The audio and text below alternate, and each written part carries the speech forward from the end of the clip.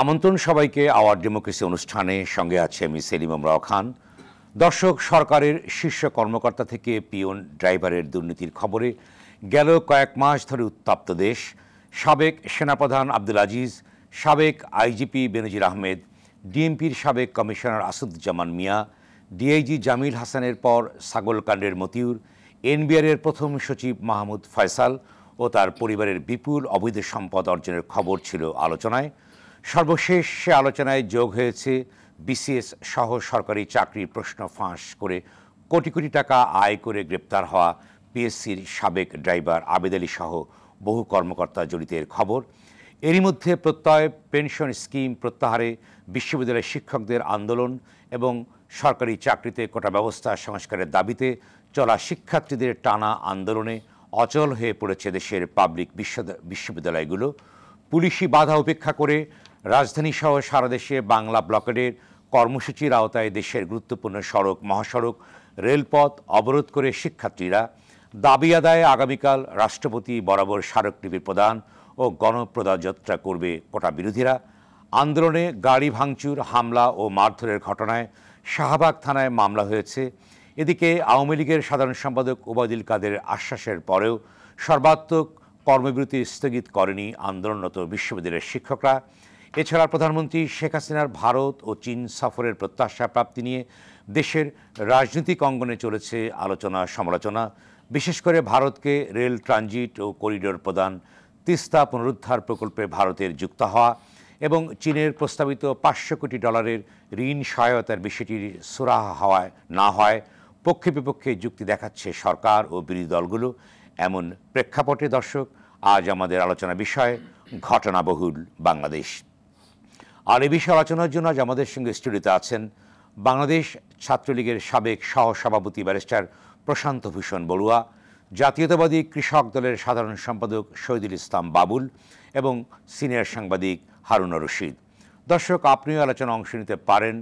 স্ক্রিনে দেখা নম্বরে ফোন করে প্রতিক্রিয়া দিতে পারেন, জানাতে পারেন মতামত, প্রশ্ন করতে পারেন, লিখতে পারেন ফেসবুকেও। যাচ্ছি মূল আলোচনা বিষয় ঘটনাবহুল বাংলাদেশ। প্রথমে শুরু করতে চাই শহীদুল ইসলাম বাবুল, আপনাদেরকে শুরু করতে চাই। আপনি তো জানেন যে দেশে বেশ কয়েকটি ঘটনা ঘটছে, বিশেষ করে শিক্ষকদের আন্দোলন, ছাত্রদের কোটা বিরোধী আন্দোলন, অন্যদিকে দুর্নীতিকাণ্ডে বেশ কয়েকটি ঘটনা ঘটেছে এবং সর্বশেষ বিসিএসে একজন আবেদ আলী যে ঘটনা ঘটিয়েছে তা সারা বাংলাদেশ, সারা পৃথিবীতে জানে যে কী ঘটনা ঘটেছে।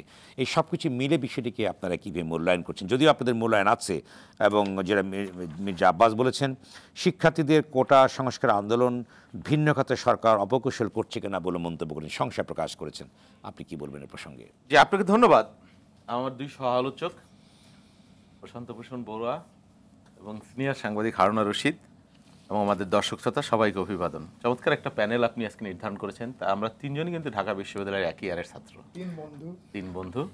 তো যাই হোক, স্বাগত আপনাদের তিন বন্ধুকে। ধন্যবাদ। তো আপনি যে প্রসঙ্গগুলো বললেন, মানে সর্বাঙ্গে ব্যথা ওষুধ দেবো কোথায়, এরকম একটা ব্যাপার আর কি। কোনটা রেখে কোনটা বলবো আমি ঠিক করতে পারছি না। তার আগে একটা ব্যাপার বলে নেই, একটি ভয়ঙ্কর, উদ্বেগজনক এবং নিষ্ঠুর একটা অমানবিক একটা ব্যাপার আছে। আমাদের এক ছোটো ভাই ছাত্র দলের, আমি 30 সেকেন্ডে বিষয়টা বলি। তার বাবা আমি এখানে আসবার আগে আমাকে ফোন করেছিলেন, হাউমাউ করে কান্নাকাটি করছেন। ঢাকা কলেজে একটা নিরীহ ছাত্র রাসেল ছাত্রদল করতো, 14 দিন হলো ছেলেটাকে জিগাতলার একটা জায়গা থেকে কে বা কারা তুলে নিয়ে গেছে। আজ পর্যন্ত তার কোনো সন্ধান পাওয়া যাচ্ছে না। মাতৃহারা ছেলে, দেখেন, তার পরিবার পরিজনের দিন কাটে না সত্যিকার অর্থে, খুবই। তো যাই হোক, তার সন্ধান চাই এই অনুষ্ঠানের মধ্যে। আমি সুযোগ পেলাম, সেজন্য বললাম। আমি দাবি করছি যে এই ধরনের ঘটনা, নিষ্ঠুর অমানবিক ঘটনা যেন আর আমাদের দেশে না ঘটে এবং অবিলম্বে যাতে রাসেলকে আমরা ফিরে পাই। এখন আপনি যেটা বললেন যে এই যে আন্দোলন, এই যে দুর্নীতি, এই যে পিএসসি, যেখানে সাংবিধানিক একটা প্রতিষ্ঠান, যেখান থেকে আমাদের মানে জাতির নেতৃত্ব, প্রশাসনিক নেতৃত্ব তৈরি হয়, সেইগুলা আমাদের পুলিশ প্রশাসন, আমাদের আর্মি, কোথায় সমস্যা নেই আপনি বলেন? প্রত্যেক জায়গায় মানে অন্যায়, অনিয়ম, দুর্নীতি। তো প্রথম দুর্নীতিটা কি দিয়ে শুরু হলো? বিসমিল্লায় যে গলদ যদি হয়, তাহলে আপনি কিভাবে ভালো, আপনি তেঁতুল গাছ যদি লাগান, সেই গাছে আপনি আশা করবেন যে আম ধরবে, কিভাবে ধরবে আপনি বলেন? এই যে রাতের বেলায় ভোট করে বা ভোট ছাড়া ভোট করে, ছলে বলে কৌশলে ভোট করে মানুষের অধিকার হরণ যে চলছে দিনের পর দিন, সেটাই তো শুরু। আপনি বেনজিরের কথা যদি বলেন, এই যে বিপুল সম্পত্তিটা একদিনে হয়নি, রাষ্ট্রযন্ত্রের নাকের ডগা দিয়ে নিশ্চয়ই তারা জানে। কি কেন জানবে না? কোথায় কোন অঞ্চলে বিসিএস পরীক্ষা দেওয়ার সময় রিটেনে কোনোভাবে পাশ করলে ভাইভা পাশ করার পরে তার 14 জেনারেশন মানে কোথায় কতটুক বিএনপি করে, মামার গোষ্ঠী খালুর গোষ্ঠী, সেটা ভেরিফিকেশন দিয়ে আপনি বাদ দিয়ে দিতে পারেন, সব কিছু করতে পারেন, সব খবর জানেন। আপনার পুলিশ প্রধান, আপনার এই বিপুল বিত্ত বৈভব তৈরি হইলো, এটা একদিনে তৈরি হয় নাই। তার কাছে সরকারের দায়বদ্ধতা আছে। এটা হলো ভাইস ভার্সা একটা ব্যাপার আছে না, এরকম আর কি। বেনজির সাহেব এই আওয়ামী লীগকে ক্ষমতায় আনার দুইটা নির্বাচনে গুরুত্বপূর্ণ ভূমিকা পালন করেছেন। কিন্তু বিষয়টি এমন হয় যে বেনজির সাহেবকে ছাড় দেয়নি সরকার দুর্নীতির প্রশ্নে অটল, এমন যদি হয় যেটা বিষয়টা ওটা বেনজির একজন না। আর বেনজির থেকে ছাড় দেয়নি, বেনজিরকে এই পর্যন্ত কে আসতে দিল? বিএনপি দিয়েছে। কে কেন এই পর্যন্ত আনলেন? আপনি সর্প হইয়া দংশন করিবেন, উজা হইয়া ঝাড়িবেন, বিষয়টা কিরকম? বেনজিরকে ছাড় দেয়নি, তাহলে বেনজির কি একদিনে এই সম্পত্তি তৈরি করেছে? বেনজির একদিনে কি এই সম্পদের পাহাড় তৈরি করলো? এটা কি রাষ্ট্র জানে না? এই সরকার জানে না? কি জানে না? কেন জানবে না?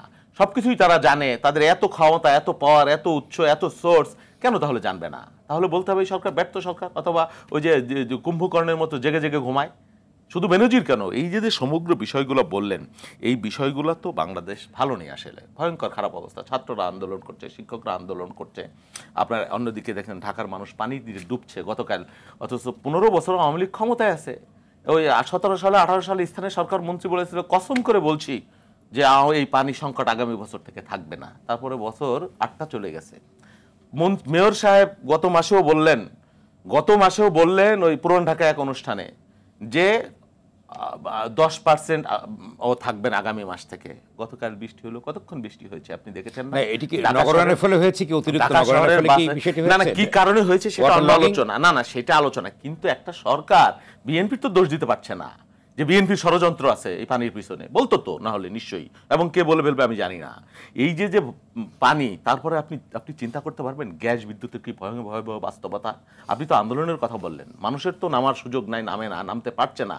আপনি বন্দুক দিয়ে, কামান দিয়ে, পিস্তল দিয়ে যে গুম করে এগুলোকে আপনি ভয় দিয়ে রেখেছেন দীর্ঘদিন, কিন্তু মানুষের কি দেয়ালে পিঠ থেকে যায়নি? আপনি বলেন এই যে গ্যাস 320 কিউবিক মিটার আমার প্রতিদিনের চাহিদা, আমি পাচ্ছি 200-220। আপনার সিএনজি স্টেশনগুলো যাই দেখেন, 2 ঘন্টা 3 ঘন্টার পরে সিএনজি চালায় যারা। আচ্ছা বাবা, অনেক প্রসঙ্গ আমি জানি, কিন্তু ছোট ছোট একটা প্রশ্ন করি যে ছাত্রদের যে কোটা আন্দোলন চলছে, কোটা বিরোধী আন্দোলন চলছে, এই ব্যাপারে আপনারা বলেছেন নৈতিক সমর্থন আছে, তাহলে মুক্তিযোদ্ধাদের 30% কোটা, মুক্তিযুদ্ধের কোটার পক্ষে কি আপনারা আছেন কি নেই? শোনেন, এটা তো পরিষ্কার, 72-এর বাংলাদেশের যে সংবিধান, সেই সংবিধানের যে গণপরিষদে আলোচনা হয়েছিল, কোথাও মুক্তিযোদ্ধা কোঠার কথা বলা হয় নাই, অনগ্রসর মানুষের কথা বলা হয়েছিল। হ্যাঁ, তাহলে মুক্তিযোদ্ধা কোঠার নামে এই 52-53 বছর পরে কি কারণে? আর কারা মুক্তিযুদ্ধ? আপনি কত হাজার মুক্তিযুদ্ধ ছিল আপনি বলেন? সেই মুক্তিযুদ্ধ দিনকে দিন যারা 50 বছর বয়স হয় নাই, এরকম মুক্তিযোদ্ধাও নাকি 2500 আছে, ভাতা খাচ্ছে। হ্যাঁ, আমি খবরে দেখলাম বগুড়ায় এক লোক নিজের সন্তান 2 জন, 7 জনকে সন্তান বানিয়ে 5 জনকে মুক্তিযোদ্ধা কোঠার নামে, হয়তো সে প্রকৃত মুক্তিযোদ্ধা, নিশ্চয়ই তার মুক্তিযুদ্ধের ভূমিকার প্রতি আমার শ্রদ্ধাবোধ আছে, কিন্তু মুক্তিযোদ্ধা হলেই যে প্রতারণা করবে না, মুক্তিযুদ্ধের নাম নিয়ে যে অন্যায় হবে না, এটা তার আবেগের নাম মুক্তিযুদ্ধ। সেই আবেগকে কেন বারবার ব্যবহার করা হচ্ছে? সেই আবেগকে রাজনীতিতে ব্যবহার করা হয়, প্রতিপক্ষকে পরাজিত করার জন্য ব্যবহার করা হয়, সেই আবেগ দিয়ে মানুষের অধিকার হরণ করা হয়, সেই আবেগ দিয়ে চুরি করা হয়, লুণ্ঠন করা হয়।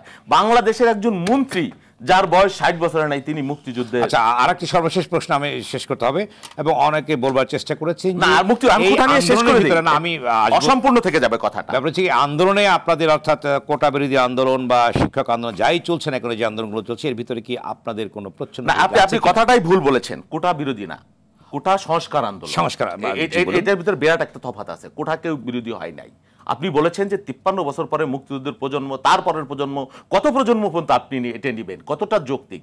মুক্তিযুদ্ধের কোটার বিরুদ্ধে এটা সরকারের পক্ষ থেকে রাগে ক্ষোভের বসে কেন কোটা আন্দোলন করো, সব গলা কাটিয়ে দিচ্ছে, সব বাতিল করে দিচ্ছে, যে কারণে কোর্ট একটা সুযোগ পেয়েছে। কেন কোটা থাকবে না? কোটা থাকবে না এটা কেউ বলেনি। কোটাকে সমন্বয় করা, যৌক্তিক সমন্বয় করা, একটা কমিশন করে আন্দোলনরত ছাত্ররা, তারপরে মুক্তিযোদ্ধাদের মধ্য থেকে, আদিবাসীদের মধ্য থেকে, সমস্ত মানুষকে নিয়ে, বিশেষজ্ঞ মানুষকে নিয়ে এটা একটা যৌক্তিক সমাধান করবার। হ্যাঁ, আমরা এই আন্দোলনকে সমর্থন করছি, অবশ্যই সমর্থন করছি, দৃঢ়ভাবে সমর্থন করছি, কারণ এটা একটা সময়ের দাবি। সমস্ত মানুষ, আপনি এটা মানুষের কাছে জিজ্ঞেস করেন যারা মুক্তিযোদ্ধা, তারাও বলে যে আমরা মুক্তিযুদ্ধ, অনেকের কাছে আমি শুনেছি যে কোটার জন্য আমরা মুক্তিযুদ্ধ করি নাই। যাদের কথা বলছেন ছাত্রীরা, তারাও বলছে আমরা এখন আর কোটা চাচ্ছি না। ছাত্রীরা যারা আন্দোলন করছে এদের মধ্যে অনেকে বলছে এখন আপনি কুঠার দোয়া জুজু দিয়া আপনি এই জিনিসটা ঝুলাই রাখছেন। তাহলে আপনারা নারী কোটার পক্ষে আছেন? না না, নারী, আমি তো বললাম যে কোটাটাকে সমন্বয় করবার প্রয়োজন, আমি বিশেষজ্ঞ না এই বিষয়ে। যৌক্তিক একটা আলোচনা না, নিশ্চয়ই থাকতে পারে, কেন থাকবে না, সেটা কত পার্সেন্ট থাকবে সেটাই হলো প্রশ্ন। সংস্কারের পক্ষে বলছেন। ধন্যবাদ, আবার আসবো আপনার কাছে। ব্যারিস্টার প্রশান্ত ভূষণ বড়ুয়া, আপনি কি বলবেন? যেহেতু আপনি জানেন যে আজকে ওবায়দুল কাদেরের সঙ্গে শিক্ষক সমিতির সভাপতি নিজামুল হক রাজ সহ 13 জন বসেছে, এবং অন্যদিকে বলেছে একটা, অর্থাৎ ভুল বোঝাবুঝির কথা তিনি বলেছেন, যেটা ভুল বোঝাবুঝি হয়েছে, যদিও পরবর্তী পর্যায়ে শিক্ষকরা বলেছেন, ফেডারেশন বলেছে যে তারা আন্দোলন চালিয়ে যাওয়ার পক্ষে, তাহলে বিষয়টি স্পষ্ট না, ধোঁয়াশায় আছে। অন্যদিকে ছাত্রদের বিষয়ে বলেছে যে অর্থাৎ বলতে চাইছি যে কোনো অপশক্তি শিক্ষার্থীদের উপর ভর করেছে কেন, অর্থাৎ তিনি বলবার চেষ্টা করেছেন যে হয়তো এর সাথে রাজনৈতিক বিষয়ে সম্পৃক্ত আছে, কিন্তু ছাত্ররা বলেছে যে 24 ঘন্টা আলটিমেটাম দিয়েছে যে তাদের দাবি দেওয়া যদি মেনে না নেওয়া হয়, অর্থাৎ তাদেরকে যে মামলাগুলো করা হয়েছে যদি প্রত্যাহার করা না হয়, তারা বৃহত্তর আন্দোলনে যাবে এবং তারপরে তারা স্মারকলিপি দেবে রাষ্ট্রপতি বরাবর। কি মূল্যায়ন আছে আপনার? ধন্যবাদ। আমার 2 সহ আলোচক, আমরা 3 বন্ধু আজকে এখানে। ওই অনেক কোটার কথা হচ্ছিল, আপনি বলছিলেন, তবে একটা কোটার নাম বাদ পড়ে গেছে, হাওয়া ভবন কোটা, যেটাকে ওই সময়ে 2001 থেকে 6 যে হাওয়া ভবনের তালিকা আর বিসিএস এর প্রশ্নপত্র ফাঁস, এখন তো আবেদ আলীদের নাম শোনা যাচ্ছে, তখন এদের নাম শোনা যেত এবং তালিকা করে দেওয়া হতো ভাইবার জন্য, পার্টিকুলারলি ভাইবার জন্য বিসিএস। আজকে ঢাকা বিশ্ববিদ্যালয়ের গ্রন্থাগারে ভোর থেকে যে লম্বা কিউ হয় এবং সবাই সরকারি চাকরির জন্য প্রাণপণ চেষ্টা করে, হ্যাঁ সেটার মেরিট নিয়ে নানা বিতর্ক থাকতে পারে, যে মুখস্থ করা এগুলো হতে পারে, কিন্তু সবারই একটি কমন একটা কনফিডেন্স আসছে এই প্রতিষ্ঠানটির উপর, সরকারের উপর, যে বিসিএসে অন্তত কোনো তদবির ছাড়া চাকরিটা পাওয়ার একটা তার সুযোগ আছে। এবং কয়েকজন সদস্য যারা সাবেক হয়েছেন তারাও বলেছেন যে আমরা বিভিন্ন পজিশনে ছিলাম, কিন্তু পিএসসিতে চাকরি করে এরকম তৃপ্তি আর কোথাও পাইনি, যেখানে কেউ কোনো তদবির করে না এবং আধা ঘন্টা আগেও জানে না 6 সেটের কোন সেটে হবে, ভাইভাতেও একই ঘটনা। এরকম আগে ভাইভাতে প্রশ্ন করা হতো যে আপনার বাড়ি থেকে ভারত সীমান্ত 35 মাইল দূরে, ইংরেজি বলেন। প্রশ্ন করত আপনার সদস্য তো 4 জন, এত টাকা বেতন পেয়ে কি করবেন, এই সমস্ত সাম্প্রদায়িক প্রশ্ন করতো। আমরা কয়েকবার ঘেরাও করেছিলাম, আমার মনে আছে এটা নিয়ে। আজকে লক্ষ্য করে দেখবেন এই আন্দোলনের প্রতি ডে 1 থেকে সরকারের বিভিন্ন প্রতিষ্ঠান, মহামান্য সুপ্রিম কোর্ট, আমরা এখানে যারা আলাপ করেছি, আপনারা এখানেও করেছি, সবাই আমরা সিম্প্যাথাইজড, আই শুড সে এম্প্যাথাইজড, কারণ তাদের একটি তাজা অনুভূতি কাজ করেছে। ওই যে ভোর থেকে যে লাইব্রেরিতে যাচ্ছেন, তার হঠাৎ ভুলক্রমেও যদি মনে হয় যে আমি বোধহয় বঞ্চিত হতে পারি, তো ওই যে কাঁচা আবেগ সেটি রাজপথে ট্রান্সফর্মড হয়েছে। কিন্তু দেখুন, যখন মহামান্য সুপ্রিম কোর্ট এটি 4 সপ্তাহ স্থগিত করে দিলেন, এখন কিন্তু আগের অবস্থায় চলে গেছে, ওই পরিবর্তন কিন্তু পুনর্বহাল রয়েছে। To make it more clear, এটিও সরকার বলেছেন যে এই মুহূর্তে যত নিয়োগ প্রক্রিয়া চলমান রয়েছে, সামনে হবে, ইনারা কেউ এফেক্টেড হবেন না যারা এখন আন্দোলনে আছেন, অর্থাৎ there is no immediate casualty নাই। এবং স্বাভাবিকভাবে আশা করা গিয়েছিল তীব্র দুর্ভোগ সৃষ্টিকারী এই প্রোগ্রাম থেকে ওনারা অন্তত বিরতি দিবেন এবং দেখবেন সরকার, বিচার বিভাগ, তাদের সাথে যে একটা পজিটিভ যে ইন্টারাকশন বলি, এটি শুরু হয়েছে কম বেশি। তো সেটি না করে কালকে যে দেখলাম, আপনি বললেন যে মহামান্য রাষ্ট্রপতি বরাবরে স্মারকলিপি দিবেন, স্মারকলিপি ওনারা দিতেই পারেন, ওনাদের প্রতিনিধি নিয়ে যেতেই পারেন। আমার ধারণা মহামান্য রাষ্ট্রপতি সানন্দে তাদের গ্রহণ করবেন, কিন্তু এটার জন্য পুরো রাজপথে, পুরো ঢাকা শহর ব্লক করে দিতে হবে। ওদিন ট্রেন লাইনে শুয়ে পড়েছিল এবং বাংলাদেশের জাতীয় পতাকা নিয়ে ট্রেন লাইনের উপর একজন শুয়ে পড়েছে। আচ্ছা প্রশান্ত, আপনি বলুন যে আপনি বলেছেন যে আইন আদালতের বিষয়ে তার অপেক্ষা করতে পারতো আইনের প্রতি বা কোর্টের প্রতি, কিন্তু আপনি জানেন যে ছাত্রদের একটি প্রবণতা আছে যে তারা আন্দোলনমুখী যখন হয় সেই ক্ষেত্রে তাদেরকে এই আলোচনা টেবিলকে আনা যেত না, এই উদ্যোগকে নাই। আমরা যেটা লক্ষ্য করেছি যে পুলিশের ডিএমপি একজন পুলিশের ঊর্ধ্বতন অফিসার বলেছেন যে এইভাবে চলতে থাকলে তারা আইনগত ব্যবস্থা নেবেন। আপনাদের স্ট্যান্ডও তাই, অর্থাৎ একটি সংঘাতপূর্ণ অবস্থা বোঝা যাচ্ছে এবং ছাত্ররা যেটি কথা বলেছে তাতে মনে হচ্ছে যে আমরা বৃহত্তর আন্দোলনের দিকে যাব। তাহলে কি বিষয়টি মুখোমুখি যেত কিনা তাদের বিষয়টা? দেখুন, যে যখন এটি মহামান্য আদালতের কাছে গিয়েছে, তখন আপনি আমি এখানে কথা বলে আমরা আমাদের মতামত দিতে পারবো। তো সমাধানটা যেহেতু আদালত থেকেই হয়েছে, সর্বশেষ অ্যাপিলেট ডিভিশন থেকেই হয়েছে, সেই পর্যন্ত তারা অপেক্ষা করতে পারতেন। ওই মুহূর্তে সরকার তো কিছু করবার নাই, বিষয়টা খুবই পরিষ্কার। এই বিষয়গুলো কি আলোচনা টেবিলে বোঝানো যেত না? এই আমরা 4 জন মিলেও যদি কোনো বিষয়ে একমত পোষণ করে আজকে ধরেন ছাত্রদের বিষয়ে আমাদের কি মহামান্য আদালতের নির্দেশনার বাইরে গিয়ে কিছু করবার আছে? নাই তো। বাট সরকার যেটা করার কথা ছিল, বিজ্ঞ অ্যাটর্নি জেনারেলকে দিয়ে এই মামলা এপিল করেছে কে? স্থগিতাদেশ কে এনেছে? সরকারই করেছে। তাহলে ওই পর্যায়ে তো সরকারের অবস্থান এবং যারা আপনার দাবি করছেন আন্দোলনকারী শিক্ষার্থী বন্ধু, তাদের অবস্থান এবং সরকারের অবস্থান তো এক হয়ে গেছে। শুধু কিছু পদ্ধতিগত বিষয় যেটি আপনার বিচারিক সিদ্ধান্তের পরে সরকার তখন এটি করতে পারবেন। এই সময়ে কিন্তু কোনো পরীক্ষা নাই, কালকেই কেউ ভিকটিম হচ্ছে না। আরেকটা জিনিস লক্ষ্য করি, যে মামলাটা করার আরেকটা জিনিস বলি, কোটা বনাম যে মেধা, এটা অ্যাবসলিউটলি রং ন্যারেটিভ। কোটা বনাম মেধা এই বিতর্ক কখনো উঠেইনি। একেবারে বাংলাদেশ মুক্তিযুদ্ধের পর স্বাধীন হওয়ার পর থেকে এটা ছিল না, মেধার জায়গায় ছিল এবং এখান থেকেই ভাগ করা হয়। যেমন আজকে একজন সাবেক সচিব দেখেন লিখেছেন যে 99 সালে বিকরনেস স্কুলের সব গড় নম্বর ছিল 90-এর উপর। তো ওটা যদি ভাগ না থাকতো তাহলে যত স্কলারশিপ ছিল ট্যালেন্ট পুলে, বাংলাদেশের কোনো জেলা একটিও পেত না, সব রমনা থানা একটার মধ্যে চলে আসতো। অর্থাৎ এই যে সাংবিধানিক অ্যারেঞ্জমেন্ট যেটি, এটা হলো যে একটু কম হাঁটতে পারে, যার পায়ে ব্যথা, যার জন্ম থেকে পাটা খোঁড়া, তাকে একটু হুইল চেয়ারের মতো দেওয়া, একটু আগাতে দেওয়া, যেটাকে অনেক জায়গায় এটাকে বলে পজিটিভ ডিসক্রিমিনেশন। অর্থাৎ যেমন এই যে 50 জেলা থেকে কোনো প্রার্থী হলো না, আর 23 জেলার থেকে পুলিশে হলো না, মেয়েদের মধ্যে মাত্র 4 জন আসলো, এই যে তাদেরকে একটা জায়গায় আনা। আর মেধা বনাম কোটা, ইট ইজ রং ন্যারেটিভ। প্রথমত এই বিষয়গুলি ছাত্রদের বোঝানো যেত কিনা একটি দিক। অন্যটি হচ্ছে যখন একটা সরকার অনেক বলবার চেষ্টা করেছে যে সরকারের পক্ষ থেকে অনেক ধৈর্যের পরিচয় দেওয়া হচ্ছে, নানা রকম কোনো রকম উস্কানি ছাড়াই তাদেরকে অর্থাৎ আন্দোলন করতে দেওয়া হয়েছে। তারপরে যে মামলাটা যে করা হলো, তারা বলছে মিথ্যা মামলা এবং নিন্দা জানিয়েছে তারা 24 ঘন্টার ভিতরে অজ্ঞাত সংখ্যক মানুষের বিরুদ্ধে যে মামলাটা দেওয়া হয়েছে, এতে করে ছাত্ররা আরও অর্থাৎ মানে আপনি বলছেন যে তারা একটু ক্ষিপ্ত হলো। এখন বাড়ছে কিনা ক্ষিপ্ত? কেন আপনার বেসরকারি আপনার টেলিভিশন চ্যানেলের সাংবাদিকদের যে মারলো, ক্যামেরাম্যানকে মারলো, তো এটা কি ওই ক্যামেরা পার্সন ছাত্ররা মেরেছে বলে তার বিচার চাওয়ার অধিকারটি নেই? আমি জানি না ওটা মামলা হয়েছে কিনা, তো হতে তো পারতো এবং এখনও পারে। তো আপনার দাবি দেওয়া যতই ন্যায্য হোক, আপনি যখন আপনার সহিংস আচরণ করবেন তখন তো আপনার দাবির ন্যায্যতার প্রতিও মানুষের সহানুভূতি কমে যাবে, এক পর্যায়ে থাকবে না। যেমন ধরেন কালকেও যদি এই তীব্র জনদুর্ভোগ হয়, মানুষ আর কতটুকু সহ্য করবে?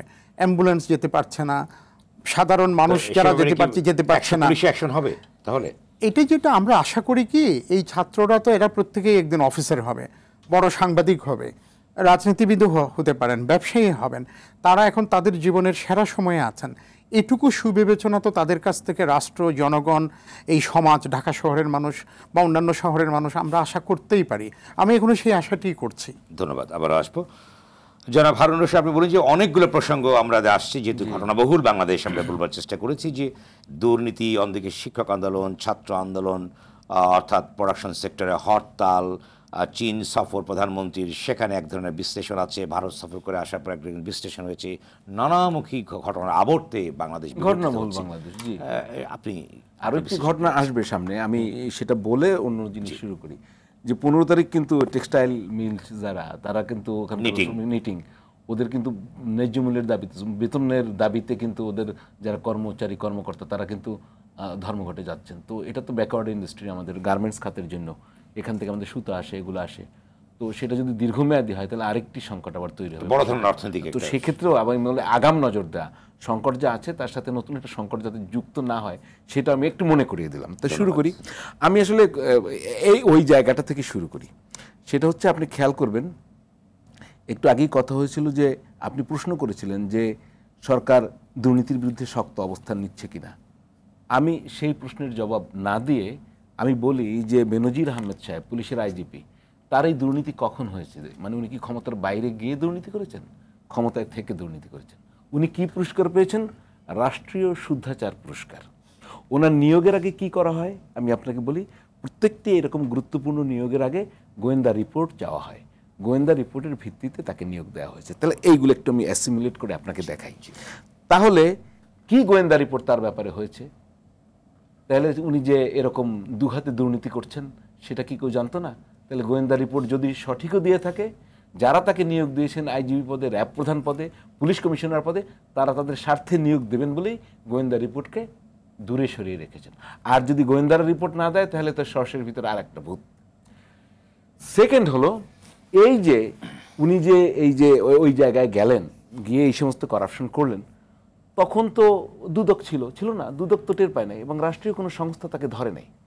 এখন রশিদ, আপনার কাছে এখানে আমি আসবো একটি বিরতির পর, আপনি যেখানে শেষ করলেন এখান থেকে আমি আসবো। দর্শক, আওয়ার ডেমোক্রেসি অনুষ্ঠানে নিচ্ছে ছোট্ট বিরতির সঙ্গেই থাকুন।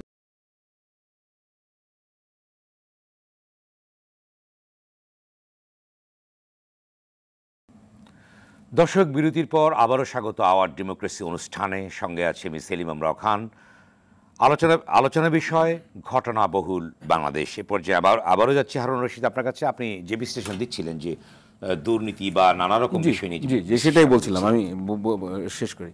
সেটা হচ্ছে যে দেখলে উনি আসলে এটার ক্ষমতার অপব্যবহার করে এটা করেছেন। তো এটা আমি বললাম, উনি যখন রাষ্ট্রীয় শুদ্ধাচার পুরস্কার পান, তো ওনার পুরস্কার তার উনি দেননি আইজিপি হিসেবে, তো ওনার পুরস্কার তার উপরের লোকজন তাকে জাজ করে দিয়েছে, একটা কমিটি দিয়েছে। তো তারা কি দেখলো? তারা তো মূল্যায়ন করে দিয়েছে। হ্যাঁ, মূল্যায়ন করেছে, তাহলে দুর্নীতিটা তাদের চোখে পড়েনি। মানে এটা অসম্ভব একটি বিষয়, আপনি বললে আমি বিশ্বাস করবো না। গেল সেকেন্ড হচ্ছে যে মতিউর সাহেব ছাগলকাণ্ডের কথা বারবার বলছেন, তো মতিউর সাহেবের এই দুর্নীতি কারোর চোখে পড়ে নাই, এখন পড়ছে। মানে বিষয়টা হচ্ছে যে এই দু একটা সিঙ্গেল কেস দিয়ে তো আপনি বলতে পারবেন না সরকার দুর্নীতির বিরুদ্ধে অবস্থান নিয়েছে। এর একটিও সরকারি কোনো সংস্থা ফাইন্ড আউট করেনি। এই সবগুলি সংবাদ মাধ্যম, সোশ্যাল নেটওয়ার্ক এগুলো আসার পরে অবস্থান নিয়েছে। এবার দেন পিএসসির যে বিসিএস এখন দুইটা হয়ে গেছে আর কি, আবেদ আলী ক্যাডার আর অরিজিনাল বিসিএস ক্যাডার। এখন আবেদ আলী ক্যাডার তো ফাইন্ড আউট করতে হবে। তার আগে বলি, এই যে একজন ড্রাইভারকে পিএসসি চালিয়েছে তাই তো মনে হয়। মানে তাহলে এতদিন পিএসসি চালিয়েছে ড্রাইভার আবেদ আলী, তাহলে অন্য চেয়ারম্যানরা কী করলেন? এটা খুব হাস্যকর না? এটা আপনি বিশ্বাস করতে হয়। এবং এই বিসিএস এর প্রশ্নপত্র ফাঁসের অভিযোগ কিন্তু দীর্ঘদিন ধরেই করা হয়েছে। সিআইডি অ্যারেস্ট করেছে, তার পরের দিন প্রেস কনফারেন্স করে বর্তমান পিএসসির চেয়ারম্যান তিনি তখনও বলেন এটার কোনো প্রমাণ নেই। মানে কি জিনিস আপনি এবার চিন্তা করেন। তাহলে এটি আসলে মিলেমিশে একটি মচ্ছব। আপনি যদি বলেন যে সরকার এটায় খুব শক্ত অবস্থানে গেছে, আমি এটা এখনও বিশ্বাস করি না। কারণ হচ্ছে এই যদি আমরা তিনটা নমুনা দিলাম, তাহলে এরকম কত আবেদ আলী, কত মতিউর, কত বেনজির। একটি পুলিশ বাহিনীর প্রধান হচ্ছেন একজন আইজিপি, যখন তিনি করাপশন করেন তার লোক দিয়ে, তো তিনি তো একটা সিন্ডিকেট করে করাপশন করেছেন, তাহলে অধস্তনদের ভিতরে কি সঞ্চারিত হয়েছে? এখন তো আমরা মিজানকে দেখলাম, আরো কয়েকজন এসপিকে দেখলাম, আরো কয়েকজন ডিআইজিকে দেখলাম। তো আপনি হাত দেন না, ঠক বাঁচতে গাউজার হয়ে যাবে। সুতরাং আমাকে বলেছে এক্সপার্টরা, আমি কথা বলেছি যে দুদকের লয়ার খুরশিদ আলম বলছে যে একটা দুদক দিয়ে সম্ভব না। যে পরিমাণ খবর তারা এখন পাচ্ছেন, আগে তারা কাজ করেননি, যে পরিমাণ খবর তারা পাচ্ছেন তাতে এই একটা না, আমাকে বলেছেন, অনেকে বলছেন 25টা দুদকেও কাজ হবে না। এখন দুদকে কাজ হবে কি হবে না 25টা দিয়া, এর চেয়ে আমি মনে করি ছাগল অনেক বেশি এফিশিয়েন্ট।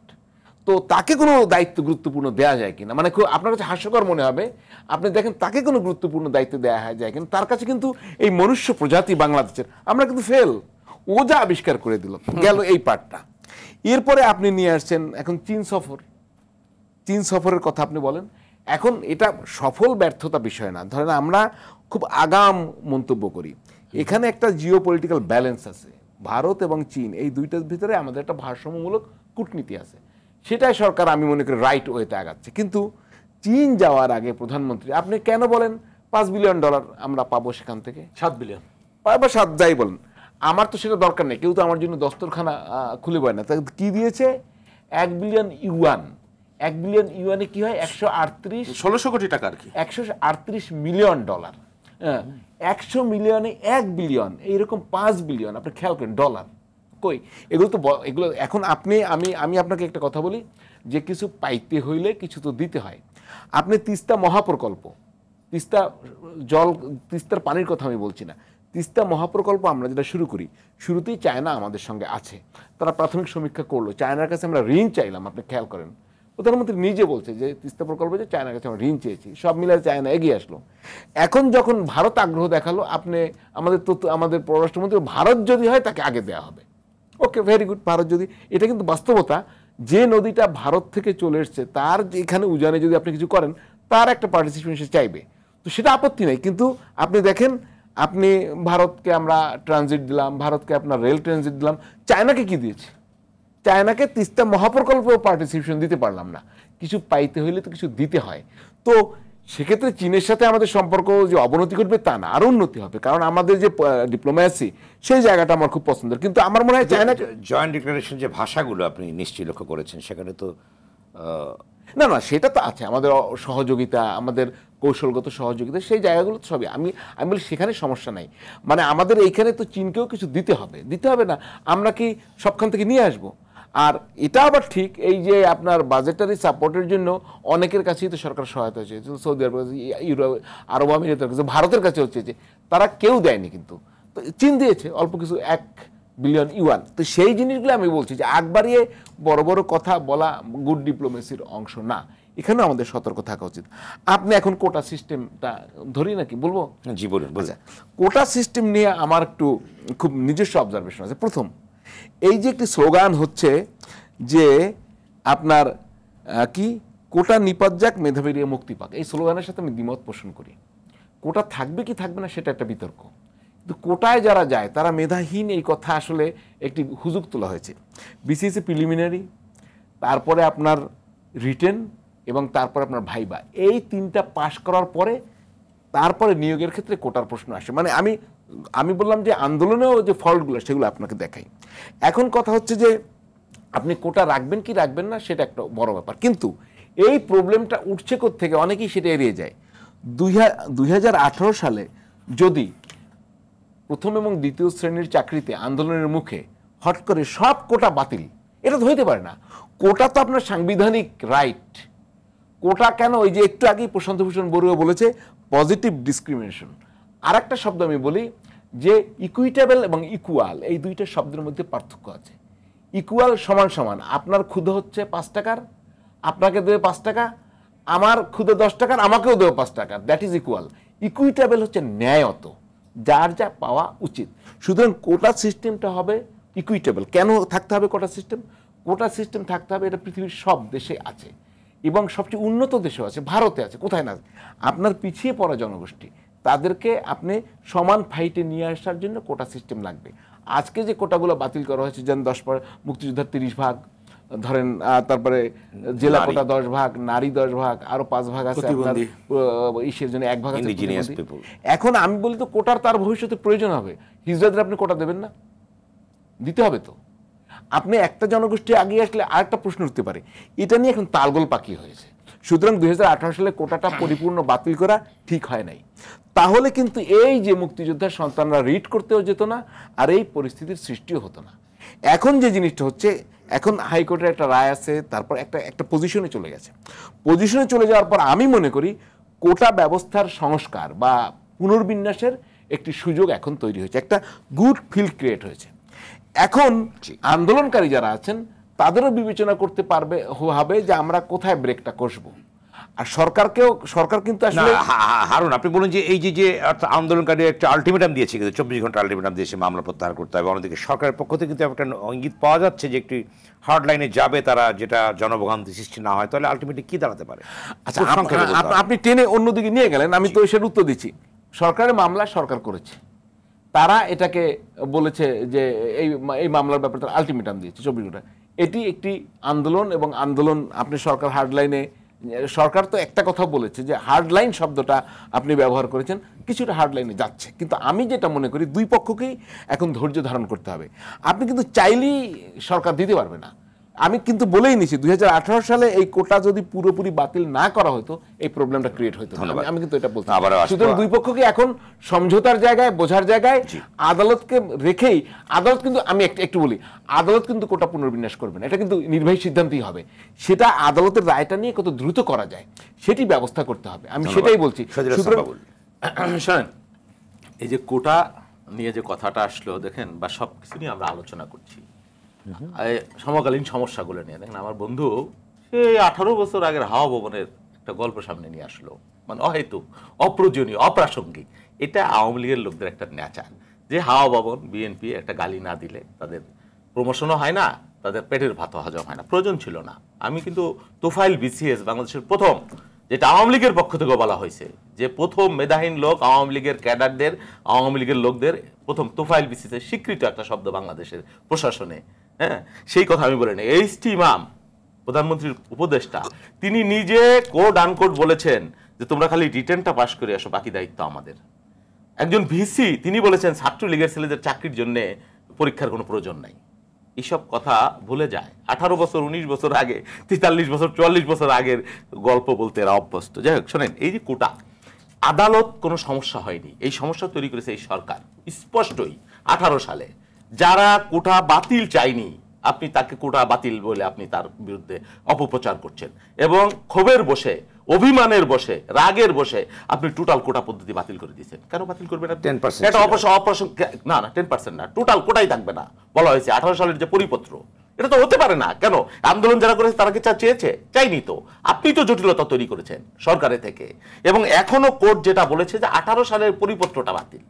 কোটা বা কোটা বিন্যাস বা সংস্কার, এটা তো কোর্ট কোনো প্রতিবন্ধকতা নাই, এটা সরকার এটা জিয়ে রাখছে। কি কারণে জিয়ে রাখছে তারা বলবে। এবং আপনি যেটা বললেন যে সরকার হার্ডলাইনে যেতে চাচ্ছে, যেমনিভাবে ওই যে বাচ্চা ছেলেদের আন্দোলন দমন করা হয়েছিল হেলমেট বাহিনী দিয়ে, ছাত্রলীগ দিয়ে, মুগুর বাহিনী দিয়ে, চাপাতি দিয়ে, রড দিয়ে, একই পরে আজকে আমি এখানে আসার আগে একটা প্রেস রিলিজ দিয়ে দেখলাম পুলিশ, সরকার, আইনমন্ত্রী, স্বরাষ্ট্রমন্ত্রী তারা বলছেনই, যুবলীগ দক্ষিণ উত্তর তারা প্রেস রিলিজ দিয়ে বলছে আগামীকাল থেকে ওয়ার্ডে ওয়ার্ডে, থানায় থানায়, গুরুত্বপূর্ণ স্থাপনায় তাদেরকে অবস্থান নিতে বলা হয়েছে। আপনি বুঝতে পারেন সরকার কোথায় নিয়ে যাচ্ছে সংঘাতকে, রক্তপাতকে এই ছেলেগুলার বিরুদ্ধে। অথচ একটা আলোচনার উদ্যোগ, একটা গ্রহণযোগ্য একটা পদ্ধতি যেটা আছে, কি কারণে তারা করছে না আমি জানি না এটা সমাধান করবার জন্য। এটা হলো একটা। দেখেন, চীন সফরের কথা বলছে বা ধর্মঘটের কথা বললেন, নিট শ্রমিকরা ধর্মঘটে যাবে। কে যাবে না আপনি বলেন ধর্মঘটে? কোনো উপায় আছে না যাওয়ার? বাঁচবার কোনো পথ আছে? আমি একটা পরিসংখ্যান অল্প একটু দেই। দেখেন, এই সরকারের আমল 19 সালে মোটা চাল ছিল 38 টাকা, 24 সালে 56 টাকা।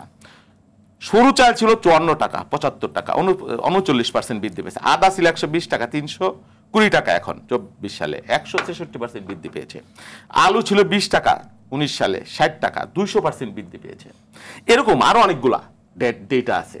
এই যে এরপরে আপনি বলেন এই 5 বছরে আপনার বেতন, আপনার রোজগার, আপনার, আমি প্রশান্তর কথা বলছি না, তারা তো আওয়ামী লীগ, ছাত্রলীগ, সরকারি দল, আপনার কত বৃদ্ধি পেয়েছে? এই যে আপনি মালিক শ্রমিকদের কথা বললেন, তারা যে ধর্মঘটে যাবে না, তাদের জীবন তো চলে না। নিটিং অ্যাসোসিয়েশন কে না যাবে? কেন যাবে না? তাদের তো জীবন চলছে না। আপনি জানেন না বাংলাদেশের মানুষের দেয়ালে পিঠ থেকে গেছে শুধুমাত্র এই চুরি, লুণ্ঠন, এবং প্রথম শুরু হয়েছে এই অন্যায় নির্বাচন ক্ষমতা দখলের মধ্য দিয়ে। আপনি যখন ক্ষমতা দখল, এই চীন সফরের যে বক্তব্য, এই যে হারুন যেটা বলল, আপনি বলেন বাংলাদেশের, আপনি জানেন বাংলাদেশ ব্যাংক প্রতি সপ্তাহে অর্থনৈতিক সূচকের রিপোর্ট প্রকাশ করতো। এই চীন সফরের পরে তারা বন্ধ করে দিয়েছে। তারা 1 মাসে বলবো বলে, তাও বলে না। বাংলাদেশের প্রকৃত রিজার্ভ কি আপনাকে তারা বলবে না, আপনি জানবেন না। নানান জায়গা থেকে নানান ধরনের তথ্য। এবং আমরা এই IMF কে তারা যেটা দিল, BPM এর যে মেথড, $20 বিলিয়ন, কিন্তু ব্যবহারযোগ্য রিজার্ভ $12 বিলিয়ন। আপনার IMF, ওয়ার্ল্ড ব্যাংক, ADB থেকে লোন পাওয়ার পরে তৃতীয় কিস্তি দ্বিগুণ পেয়েছে, তারপরেও $12 বিলিয়ন 3 মাসে নাই। ভয়ঙ্কর বাস্তবতা। আপনার ইলেকট্রিসিটির জন্য গ্যাস কিনতে পারে না, আমি শেষ করি, গ্যাস কিনতে পারছে না। আপনার এই যে শ্রমিকরা, মালিকরা, আপনি জানেন রপ্তানি কত কমেছে ইউরোপে, আমেরিকা গত বছর কত রপ্তানি করেছে। এতদিন আপনি কোথায় না দুর্নীতি, মিথ্যা, অসত্য। আপনার EPB, এক্সপোর্ট প্রসেসিং ব্যুরো যেটা বলছে, এখন তো বলছি $70 বিলিয়ন, তারা বেশি বলছে মাথাপিছু আয়ের বিরুদ্ধে দেখানোর জন্য যে বাংলাদেশ অনেক ধনী রাষ্ট্র। এখন বাংলাদেশ ব্যাংক বলছে যে না, এইটা রপ্তানিটা আরো কম। 10 মাসে $13 বিলিয়ন, $14 বিলিয়ন বেশি দেখাইছে তারা। এখন বলছে না। তার মানে দেখছেন, মানে অসত্য, মিথ্যা। এবং এই যে চীন থেকে দেখেন 1 বিলিয়ন ইউয়ান আপনি মাত্র পাইলেন, 1600 কোটি টাকা। এই 1600 কোটি টাকায় বেনজিরকে বললেই তো দিয়ে দিতে পারে। আমার ফরিদপুরের ছাত্রলীগের সভাপতি, ও একাই 2000 কোটি টাকা নিয়ে ভাগিয়ে গেছে। ওইটা উদ্ধার করলে এর চেয়ে বেশি। এটা তো ভিক্ষাও দেয় মানুষকে। তার মানে কি, আপনি কাউকে খুশি করতে যায়, কাউকে অখুশি করছেন। এই যে চায়না আপনার একটা গভীর সমুদ্র বন্দর করে দিতে চাইলো, আমি শেষ করে দেই। ভারতের আপত্তিতে আপনি দিলেন না। ভারতকে খুশি করতে হবে, কারণ ক্ষমতায় রাখছে ও আপনাকে সবার আগে। তারপরে এই যে তিস্তা প্রকল্প, আমি শেষ করি 10 সেকেন্ড। তিস্তা প্রকল্প প্রথমে চায়না এটা করে দিতে চাইলো, ইন্ডিয়ার কোনো কথা নাই। তারপর এখানে ইন্ডিয়া এসে বাগড়া বেরোলো, এখন ইন্ডিয়ানদের দিতে হবে এই সরকারের প্রথম, তারা যা চাইবে। তারপর আপনি আবার অনুমতি নিয়ে গেলেন চায়নায়, সেটা আবার বলছেন যে নরেন্দ্র মোদী অনুমোদন দিয়েছে, তাকে জানিয়ে যাচ্ছেন। পররাষ্ট্রনীতি স্বাধীন দেশের, আপনার চায়না এগুলো খবর রাখে না? আপনি 50 বিলিয়ন ডলার চাইবেন, আপনাকে $1 বিলিয়ন ভিক্ষা দিবে না, এর চেয়ে বেশি কি কারণে দিবে? এখন আপনি চলতে পারছেন না। ধন্যবাদ শহীদুল ইসলাম বাবুল। প্রশান্ত ভূষণ বোরা, দুটি প্রসঙ্গ আপনি বলবেন, সেটি হচ্ছে যে যেটা শহীদুল ইসলাম বাবুল বলার চেষ্টা করেন যে আলোচনার উদ্যোগ নেওয়া যেতে পারে, ছাত্রদের সঙ্গে নেওয়া যেতে পারত, যেটা উনি বললেন। অন্যদিকে চীনের যে বিষয়টি আছে যে সেখানে দেখুন, উনি আমাকে তো বললেন, তার আমাকে পার্সোনালি বললেন 2010 সালে আমার যে সম্পদ ছিল এখন তার অর্ধেকও নাই। না না, আমি ব্যক্তিগত আওয়ামী লীগের কথা বলছি। আমি এটা একটু বলি, শোনেন, আমি বিএনপির কথা যে বললাম এমনিতে বললাম বলেন, কর্নেল আকবর সাহেব যখন জাহাজমন্ত্রী ছিলেন, ডেনিশ রাষ্ট্রদূত সংবাদ সম্মেলন করে ওনার বিরুদ্ধে ঘুষের অভিযোগ করেনি। কানাডা সিঙ্গাপুরের আদালতে আরাফাত রহমান কোকর মামলা হয়ে অর্ধেক টাকা ফেরত আনা হয়েছে। তো আচ্ছা, ধরে নিলাম যে আমি এগুলো ভুলে গেলাম। মুক্তিযুদ্ধের প্রতি বিএনপির যে দৃষ্টিভঙ্গি, আমি আগেও বলেছি, দেখেন ইতিহাসে আছে যে যত বীরত্ব মুক্তিযুদ্ধে দেখিয়েছেন তাকে তত বড় শাস্তি দিয়েছে বিএনপি আমলে। বীরুত্তমকে দিয়েছে মৃত্যুদণ্ড। আমির খসরু সাহেব যেটা বললেন পরশুদিন, আপনি তার বডি ল্যাঙ্গুয়েজ না, মুক্তিযোদ্ধাদের জন্য ছোটোখাটো কিছু রাখা যেতে পারে, মুক্তিযোদ্ধাদেরকে ভিক্ষা দিচ্ছে। যে আমি কেন এটি বললাম, দেখেন আজকে আলোচনার দরজা, আমি বারবারও বলেছি, আওয়ামী লীগ থেকেও আমাদের দল থেকেও বলেছে, সরকার তো বলছে নাই, যে দেখুন there is an space for dialogue, কথা বলবার স্পেস আছে, আমন্ত্রণ জানিয়েছে, তাদের সাথে কথা হচ্ছে, বিভিন্ন চ্যানেলে তাদের কাছে বার্তা যাচ্ছে, এবং তাদেরকে একটু মানে বলে না যে ফ্রাজাইল, হ্যান্ডেল উইথ কেয়ার, এইভাবেই কিন্তু করছে, কাঁচা আবেগ যাতে আহত না হয়। কিন্তু তাদেরও তো সেই মর্যাদাটি রাখতে হবে। আর একটা জিনিস যে আপনার বললেন বিএনপি আমলে, আপনার মনে আছে যে আনসার ধর্মঘটে গুলি করে খিলগাঁও গুলি করে মেরে ফেললো 7-8 জন আনসারকে, চাকরিচ্যুত হাজার হাজার। আমি যেটা চাচ্ছি যে গভর্নেন্স বিতর্ক হতেই পারে, কিন্তু চায়না ভারতের বিষয়ে ওনারা যেটা বললেন এটা বরাবরই ওনারা সেটি করেন। কারণ ভারতের থেকে পানি আনলাম আমরা, এক সমুদ্র, পুরো সমুদ্র বাংলাদেশের সমান, মিয়ানমার থেকে আনলাম, 3 বিঘে করিডোর আনলাম, তারপর ওনারা বলে দেশ নাকি বিক্রি হয়ে গেছে। তো এরকম দেশ বিক্রি হলে তো মানুষ নিয়মিতই বিক্রি করতে চাইবে, যদি এত ভালো ভালো বাংলাদেশের সমান আরেকটা পাওয়া যায়। এই কারণে আমি বলছি, দেখুন উস্কানি দেওয়ার দরকার নেই, গভর্নেন্সের চ্যালেঞ্জ থাকে, সব সময় থাকে, আমরা এই চ্যালেঞ্জ মোকাবেলা করতে সক্ষম। Awami League is defined not by the challenges but the responses it does. ধন্যবাদ। আমি সর্বশেষ কোটা নিয়ে আরেকটু বলতে চাই, সেটি হচ্ছে যে মানে 5%-এর বেশি কোটা করা যাবে না, তারা যেরকম বেঁধে দিচ্ছে, কোটা করো কত থাকবে না থাকবে এটা হচ্ছে একটি আলাপ আলোচনা, কমিশন করতে হবে, জনগোষ্ঠীকে সবকিছু বুঝতে হবে, এবং কোটা হচ্ছে একটা নেসেসারি ডিসক্রিমিনেশন। আর একটা কথা বলি, এই যে কোটা, আমি ধরেন মুক্তিযোদ্ধাদের 30% থাকা উচিত কি উচিত না সেটা নিয়ে বিতর্ক হয়, কিন্তু এটার সুযোগে মুক্তিযোদ্ধাদের যে আক্রমণ করা হচ্ছে এটি খুব দুঃখজনক, এবং আপনি দেখেন নানা রকম গুজব ছড়ানো হচ্ছে, সেই জায়গাটি খুব দুঃখজনক। এটি তো তাদের যে যুক্তিগুলো সেগুলো, রাজনৈতিক এলিমেন্ট আছে, আমি রাজনৈতিক এলিমেন্ট আছে কি নাই সেটা মানে আরো দেখতে হবে। তবে যে জিনিসটা হচ্ছে যে এই কোটা আন্দোলন তো রাজনৈতিক সমর্থন পেয়েছে, পাক, তাতেও দোষ নাই, কিন্তু তাদেরকে সংযত হতে হবে। আপনি কোনো কোটাকে যেন টার্গেট না করেন। আমাদের হচ্ছে যৌক্তিকভাবে কার কতটুকু কোটা থাকা দরকার সেটুকু, না থাকা দরকার সরকার কি দ্রুত বসে একটি সমঝোতা আসতে পারে কি? এই কোটার রিঅ্যারেঞ্জমেন্টটা কিন্তু নির্বাহী বিভাগকেই করতে হবে, এটা কিন্তু প্রোগ্রাম। এখন হচ্ছে যে আমি আপনাকে বলি, সরকারের আপিলটা না করলেও চলে, আমি আপনাকে বলি আপিল না করলেও চলে, হাইকোর্টের রায়টি এখন বাস্তবায়ন করে নতুন প্রজ্ঞাপন আবার জারি করা সম্ভব, মানে সহজ পথ আছে। এই হাইকোর্ট যেটা বলছে এটা বাস্তবায়ন করে 3 দিন পর আপনি নতুন প্রজ্ঞাপন আবার করতে পারেন। সুতরাং আমার মনে হয় বিচার বিভাগের স্পিরিটের বাইরে না যায় সেই চিন্তা করে এখনই কিন্তু প্রশাসনিক উদ্যোগের ইঙ্গিত দেওয়া সম্ভব, সুযোগ আছে, এটা গভর্নমেন্ট জিয়ে রাখছে। ধন্যবাদ আপনাদের 3 জনকে আলোচনায় অংশ নেবার জন্য। দর্শক, আওয়ার ডেমোক্রেসি আজ এখানে শেষ করছি। সঙ্গে থাকবার জন্য ধন্যবাদ সবাইকে।